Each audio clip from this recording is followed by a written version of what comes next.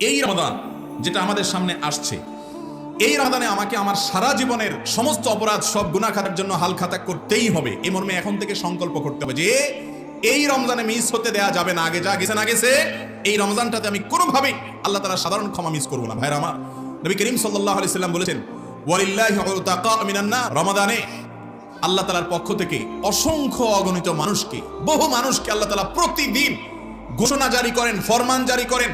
আল্লাহ রাব্বুল আলামিনের পক্ষ থেকে ঘোষণা আসে যে এই তালিকা যারা আছে অমুক অমুক অমুক অমুক এত মানুষকে আজ আল্লাহ তাআলা জাহান্নাম থেকে মুক্ত এই ঘোষণা দিয়ে দিয়েছেন। ওয়াদালিকা কুল্লা লাইলা, প্রতি রাতে এরকম অনেক মানুষকে আল্লাহ তাআলা ক্ষমার ঘোষণা করেন রমাদান মাস জুড়ে। ভাইরা আমার, এই ক্ষমাটা আল্লাহ তাআলা যাদেরকে করেন তাদের মধ্যে যদি আপনার আমার নামটা না থাকে, তাহলে আমরা কত বড় হতভাগা। এই সম্পর্কে নবী করিম সাল্লাল্লাহু আলাইহি সাল্লামের কাছে আপনারা একটা বিখ্যাত হাদিস শুনেছেন। একবার জিবরিল আসছেন, ফেরেশতা জিবরিল এসে নবী করিম সাল্লাল্লাহু আলাইহি সাল্লাম মিম্বরের প্রথম ধাপে পা রেখেছেন। জিবরিল তাকে কি যেন বলেছেন, উপস্থিত লোকেরা তো আর শুনে নাই। নবী করিম সাল্লাল্লাহু আলাইহি সাল্লাম বলেছেন আমিন।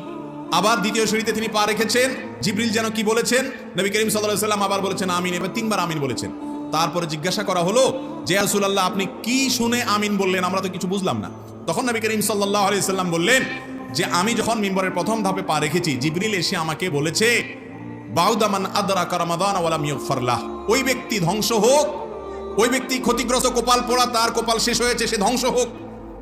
যে ব্যক্তি রমজান মাস পেয়েছে অথচ আল্লাহ দেয়া সাধারণ ক্ষমা সে পায়নি, তাহলে রমজান মাসে যদি সাধারণ ক্ষমা না পান, তাহলে নবী করিম সাল্লাল্লাহু আলাইহি সাল্লামের বদদোয়ার ভাগীদার হইতে হবে। রাস্তা দুইটা, এই মাসটাকে কাজে লাগিয়ে ক্ষমা নিশ্চিত করে নেওয়া, অথবা নবীজি সাল্লাল্লাহু আলাইহি সাল্লামের বদদোয়া, জিবরিলের বদদোয়া পাওয়া।